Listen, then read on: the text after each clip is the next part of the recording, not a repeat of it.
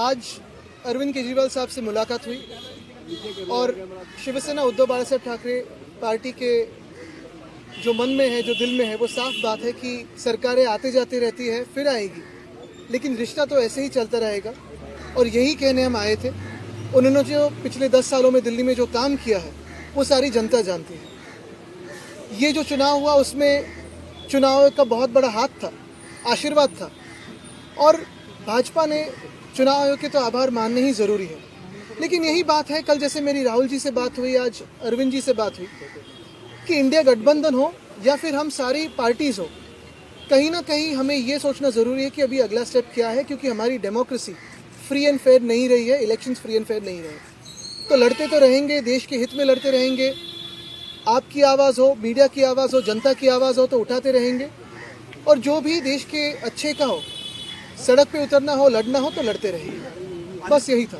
लेकिन आपको नहीं लगता जो आपसी कन्फ्लिक्ट था उसका नुकसान भी जो है हुआ है, और दोनों ही पक्षों की? देखिए, काफ़ी सारी इसकी एनालिसिस हो सकती है, होगी भी, दोनों पार्टी अपनी अपनी एनालिसिस रखेगी, लेकिन हमारी तरफ से जो रिश्ता है वो रहेगा, जो दोस्ती है वो तो रहेगी। इसके आगे मैं कहना चाहता हूँ कि जो काफ़ी सारी जगहों में वोट्स काटे गए थे, जो वोट्स डिलीट हुए थे, उस पर भी कभी ना कभी विचार करना ज़रूरी है, क्योंकि वो वोटिंग का अधिकार लोगों से छीना गया था, वो चुनाव आयोग ने छीना है, तो उस पर भी विचार विमर्श होना ज़रूरी है। आदित्य जी, क्या इस इशू पे वोटर डिलीशन एडिशन पे आपकी कोई चर्चा हुई दिल्ली महाराष्ट्र दोनों को लेके? देखिए, आज तो कर्टसी कॉल था, आज तो यही कहने आए थे कि रिश्ता तो ही जारी रहेगा।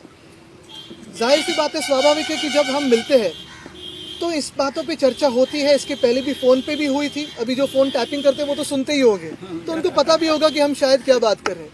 लेकिन हमने ये भी कहा है कि इस पर स्टडी करके जो हम प्रश्न चिन्ह उठा रहे हैं, जैसे महाराष्ट्र में 47 लाख वोटर्स कहाँ से बढ़े हैं, 76 लाख वोट्स आखिरी समय के बाद किसने वोटिंग किया है, इसकी कोई वीडियो फुटेज है क्या, टोकन्स है क्या? चुनाव आयोग इस पर बात करने के लिए बिल्कुल तैयार नहीं है। और ये सारी बातें अगर आप देखें तो हरियाणा हो, उड़ीसा हो, दिल्ली हो, मध्य प्रदेश हो, महाराष्ट्र हो, सारी जगह कॉमन है, ये एक पैटर्न दिखने लगा है।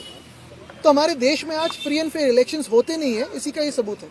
सर, कैसे टैकल करेंगे इस सिचुएशन को? अगर आप आरोप इलेक्शन कमीशन पे लगा रहे हैं तो फिर टैकल कैसे करेंगे, क्योंकि वही मेन बॉडी है? तो टैकल करने के लिए तो हम साथ में हैं और लड़ेंगे, क्योंकि ये देश हित की बात है।